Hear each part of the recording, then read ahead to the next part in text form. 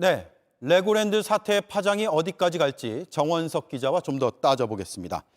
이 사태 때문에 건설사뿐만 아니라 일반 대기업이나 중소기업도 돈을 구하기가 어렵다고요?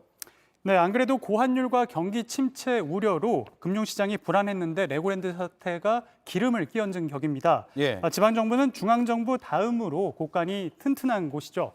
투자자 사이에선 여기에서 돈을 떼이면 다른 곳은 어떻게 믿을 수 있겠냐, 이런 불안감이 커진 겁니다. 채권 시장은 국고채부터 은행과 공기업체 그리고 회사채 등으로 이루어지는데요. 지금 회사채 시장은 대기업도 돈 구하기가 어렵습니다. 불안해진 투자자들이 국고채나 은행처럼 더 안전한 채권에 몰리고 있기 때문입니다. 네. 롯데와 SK, 효성 같은 대기업 계열사들이 찍은 회사채마저 안 팔리는 상황입니다.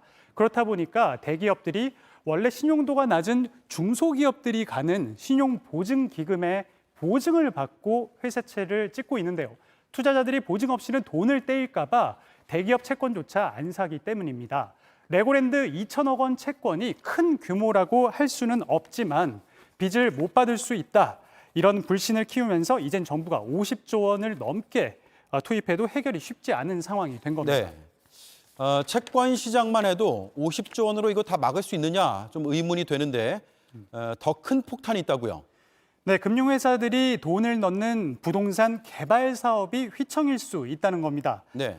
금융회사가 개발 사업에 투자하는 걸 부동산 프로젝트 파이낸싱, PF라고 하는데요. 아직 실체가 없는 사업에 모험을 거는 거라서 이자를 연 10% 넘게 줍니다. 지금 지난해까지는 금리가 낮다 보니까 증권사라든지 보험사, 저축은행 같은 금융회사들이 이자 장사를 하기 위해서 여기저기 부동산 개발 사업에 손을 댔습니다. 한 곳에 수백억에서 수천억 원까지 넣는데요. 올해 상반기 기준으로 전체 PF 대출 잔액만 112조 원으로 10년 전과 비교해서 3배 이상으로 늘었습니다. 예. 하지만 올해 들어서 기준금리가 오르고 또 부동산 시장에 얼어붙으면서 사정이 완전 바뀌었거든요.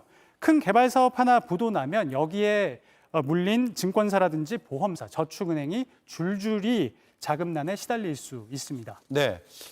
이렇다 보니까 문제를 키운 김진태 도지사에 대한 책임론 더 커질 수밖에 없을 것 같습니다.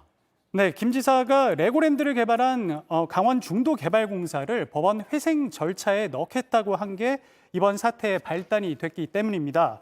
자, 김 지사는 회생 절차만 신청했지 돈 안 갚는다고 한 적 없다. 어음부도낸 건 채권자 측이다. 이렇게 말하는데요.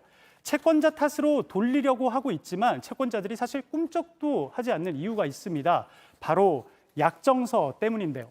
강원 중도개발공사가 채권자와 쓴 계약서엔 기한 이익 상실 사유라고 해서 회생 절차를 곧 채무 불이행으로 간주한다라는 내용이 있기 때문입니다. 더구나 이 내용은 특별할 게 없는 일반적인 약정서상의 내용이라고 하거든요. 회생 절차를 밟는다고 하니까 계약에 따라서 만기 연장이 안 되니 그냥 부도 처리를 했다라는 게 채권자들의 입장입니다. 결국 김 지사가 계약 내용이라든지 금융시장에 미칠 파장을 충분히 생각하지 않고 회생 절차 카드를 꺼내면서 사태가 일파만파 커졌다는 지적입니다. 네. 이번 사태가 어디까지 번질지 계속 지켜봐야겠습니다. 정원석 기자 잘 들었습니다.